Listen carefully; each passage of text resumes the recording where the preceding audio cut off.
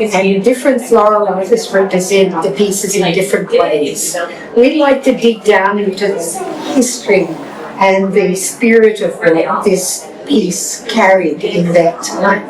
So she is a carrier between life and death. So our piece represents that, where you've got the earthly elements. This is a bowl of herbs that arm was holding. When it was intact, it was holding a bowl of herbs. Some of the hana was created like this. They're dancers as well. They had dance as part of their spiritual practice back then. So it's going from earth and the transition up to the next life. We decided we would include the feminine elements, her jewellery, her purse, her earrings. We use willow for that. This is a fungi, sort of like Stairway to Heaven imagery. We decided not to represent the face because it was more about what this represented rather than what she looked at. So we would add and subtract as we were creating as to what we felt it would look like at the end. When you say we, did you do this like with the organization or? No, we're two independent people. We've been friends for quite a long time. Oh, okay. We're interested in spiritual matters of spirituality. We're interested in creativity. And so in 2019, we were lucky enough to get in. Back then, all you had to do was turn up at an evening meeting and sign in, and we got in that way, and we've been doing it ever since. Much harder to get in now. There are so many people wanting to participate. Last year, they had huge number of new floral artists. It was amazing to see the new ideas come in. And I think it was something like 89 on the waiting list this year. So it's become very... And they have a lottery system. Obviously there are artists who've been doing this for decades. And there's one woman, I can't remember her piece, but it's her 41st year. Yes. So she was here at the beginning of Art Bloom. And that just is astounding to me. So the people who've been doing it for another decades, they will never get here because they know so much. Yeah. And they're loyal to Mia. But if you've done it once, are you guaranteed? No. Every year. Last year, our 5th, Sally and I did not get in with the lottery. And so we thought, and we knew why we didn't get in, because it was a slush of new interest. So we wrote to Diane, who organises all of this, and Did you beg? Sort of. We got one of those letters that says, it's so wonderful that Mia accepts amateurs. It's one of the only museums in America that accepts us as amateurs, not just floral artists. And it's wonderful, and to bring in new people, new ideas and so on. Then we go to our, however, if someone drops out, we would love to be considered because this is something we're passionate about. And guess what? I left for Diane with, I think there were about 8 pieces we could choose from. And we had the Persian Paramita, which was the mother of all Buddhas. It's a wooden book cover. And it's up near the Tibetan Shrine. Tibetan shrine. You go into the Tibetan shrine. The Prajna Paramita is on that wall just outside the shrine. So it was like, yes, it pays to beg. And We're glad. yes. Thank you.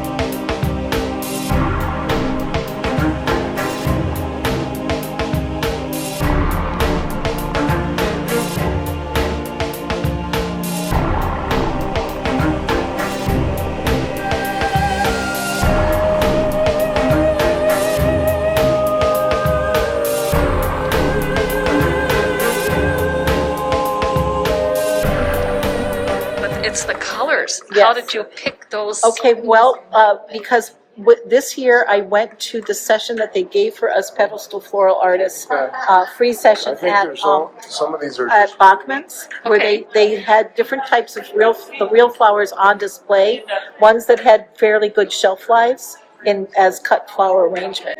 So that's where I learned about these kangaroo paws. And I think this is either called Oncidium or Cymbidium, this little yellow orchid, very tender. Then this is James Story orchid over here, which kind of has the same colors similar colors to this kangaroo's paw. This is a red one. There's another kangaroo's paw that is yellow over here. So those were the flowers I didn't know about before. All these other ones, including the Tweedia here, which is a milkweed, and we had to work with that in a really special way because you have to drain the milk out of it, and the milk is an irritant, a skin irritant. So we had to wear gloves, gardening gloves to do it. And we had to cut off the leaves, and every time you cut a leaf off, because there's no green in this, we wanted turquoise and white and all the other colors, but no green. So of course there is some green because you can't avoid it.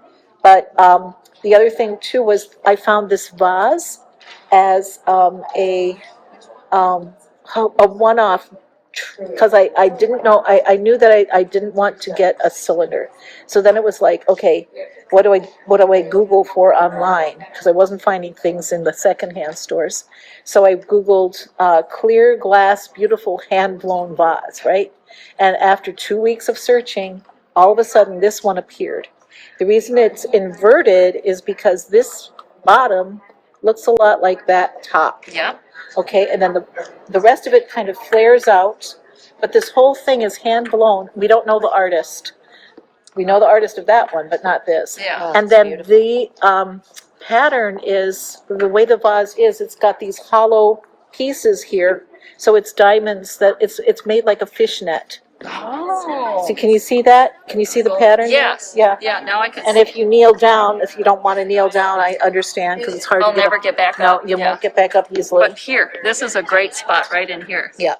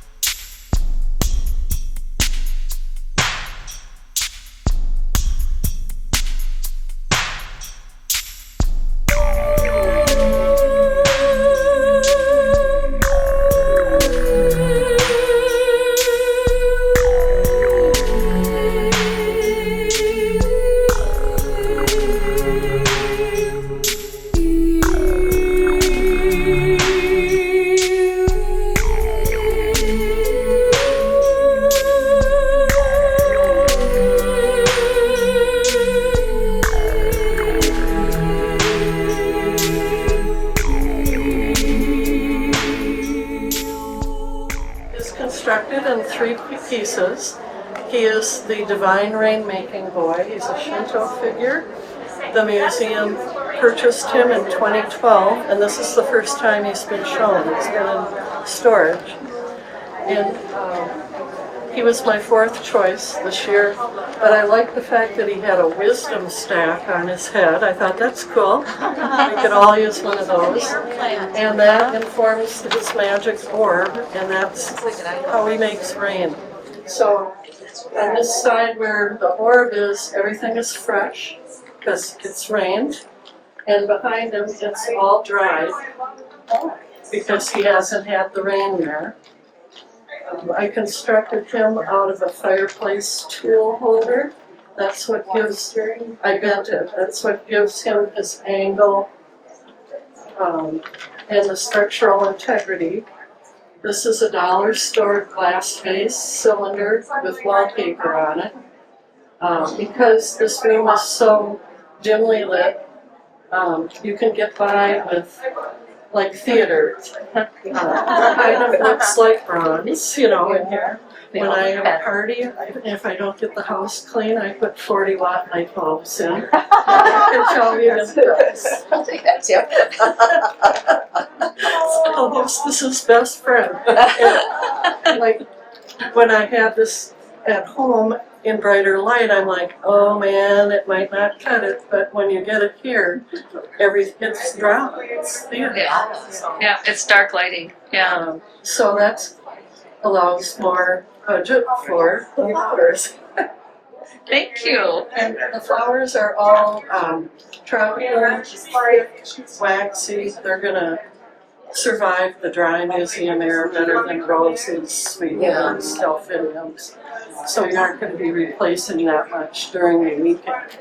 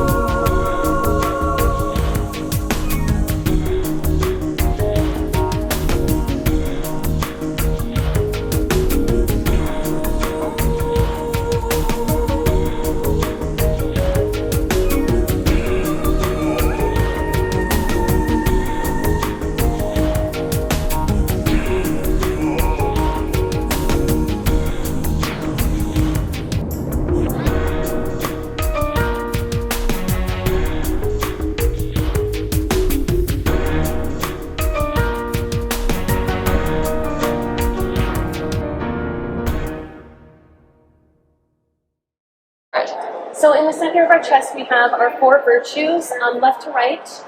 Same as left to right over there. We have temperance with her wine jugs.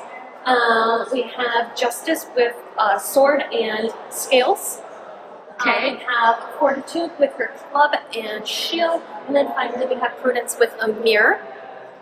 And you can see all of those elements represented in those small yellow arrangements. And now to the side, we have two centaurs fighting, and then we also have a center with a maiden. And in those cases, we wanted florals that were a bit more robust, a lot more texture, but then also had a lot of movement to represent either the running centaur or the fighting centaur.